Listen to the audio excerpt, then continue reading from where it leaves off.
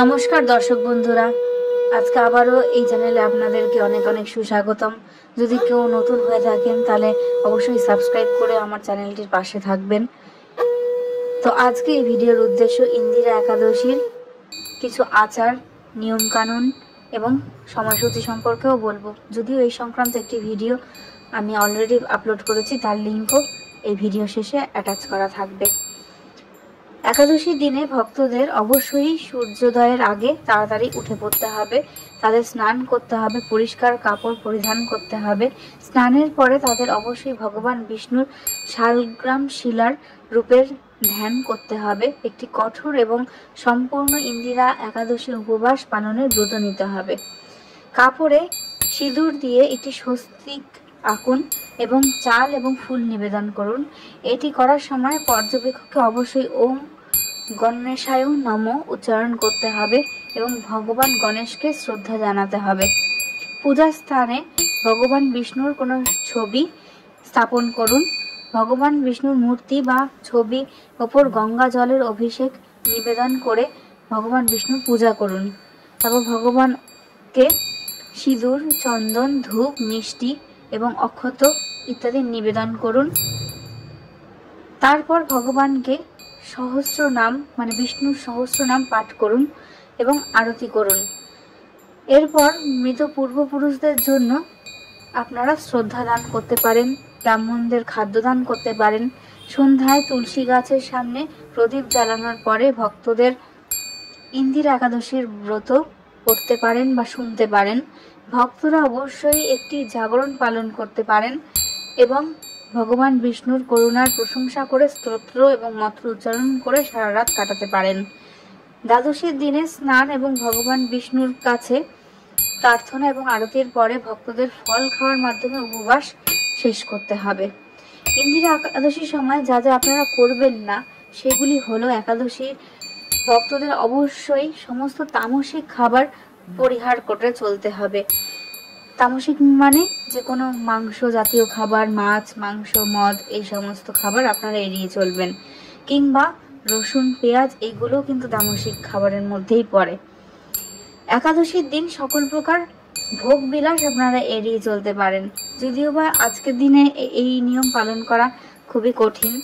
একাদশীর উপবাসে পালনকারীদের অবশ্যই ব্রহ্মচর্য পালন করতে হবে। ঘর ঝাড়ু ইত্যাদি দেওয়া সেদিন নিষেধ। শেভিং, চুল কাটার জিনিস, এই সমস্ত কিছু এড়িয়ে চলতে পারেন সেদিন।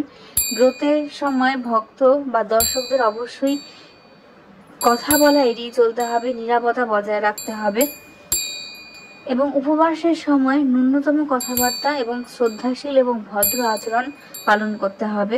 উপবাস পালনকারীকে অবশ্যই সত্যবাদী, নম্র, সৎ, শান্তি বজায় রাখতে হবে। এই একাদশীর ব্রত কথার কিছু মাহাত্ম্য কথাও আমরা জেনে নিই। মহাভারতে ইন্দিরা একাদশীর পেছনে অনেক কাহিনী কিন্তু উল্লেখ আছে। মহাভারত অনুযায়ী একবার যুধিষ্ঠির ভগবান কৃষ্ণকে আশ্বিন মাসে কৃষ্ণপক্ষের একাদশী সম্পর্কে জিজ্ঞাসা করেছিলেন। তিনি এই দিন উপবাসের উপকারিতা এবং ইন্দিরা একাদশীর পেছনে গল্প সম্পর্কে আরো ব্যাখ্যা চেয়েছিলেন। তাই ভগবান কৃষ্ণ যুধিষ্ঠিরকে ইন্দিরা একাদশীর গল্প এবং তাৎপর্য ব্যাখ্যা করেছিলেন। কিংবদন্তি অনুযায়ী সত্যযুগে ছিলেন ইন্দ্রসেন নামক একজন প্রতাপশালী রাজা, যিনি প্রাচীন নগর মহেশমতির শাসন করতেন। তিনি ছিলেন গভীরভাবে ধার্মিক এবং ভগবান বিষ্ণুর প্রবল ভক্ত।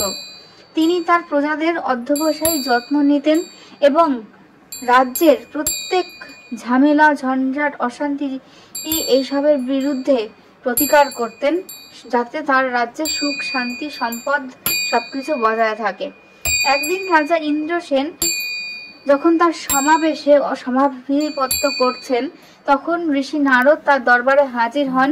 রাজা তাকে সমাবেশে স্থান দেওয়ার প্রস্তাব দিলেন, তার সাথে অত্যন্ত সম্মানের সাথে আচরণ করলেন। তখন তিনি ঋষি নারদের সফরের কারণ জানতে চাইলেন। ঋষি নারদ রাজাকে জানালেন যে তার রাজ্য সুখ সমৃদ্ধ হলেও ইন্দ্রসেনের পিতা তার পূর্বজন্মে কিছু খারাপ কর্ম করেছিলেন, যার জন্য যমলোকে তাকে কষ্ট পেতে হয়েছিল।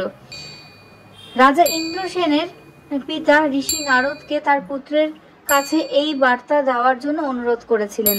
তিনি চেয়েছিলেন রাজা ইন্দ্রসেনকে যমলোক থেকে মুক্ত করে স্বর্গে স্থান পাওয়ার জন্য আশ্বিনী মাসের কৃষ্ণপক্ষ পর্বে রীতি অনুযায়ী কঠোরভাবে এই ইন্দিরা একাদশী উদযাপন তার ছেলে করুক।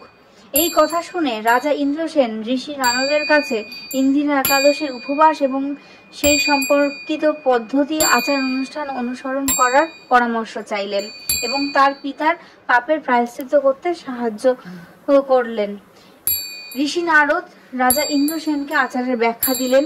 তিনি পরামর্শ দেন যে দশমী তিথি থেকে পূর্ণ নিষ্ঠা সহকারে ইন্দিরা একাদশীর উপবাস পালন করতে হবে এবং সকল প্রকার ভোগ এবং তামসিক খাবার পরিহার করতে হবে। পরম ভক্তি সহকারে ভগবান বিষ্ণুর পুজো করতে হবে।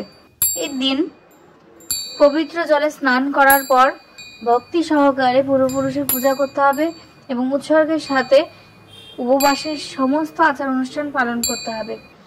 ঋষি নারদের কাছে উপবাসের পদ্ধতি জানার পর রাজা ইন্দ্রসেন তার পরিবারের সদস্যদের সাথে ইন্দিরা একাদশী উপবাস পালন করেছিলেন। তার উপবাসের ইতিবাচক ফলের কারণে তার পিতা স্বর্গে স্থান পান।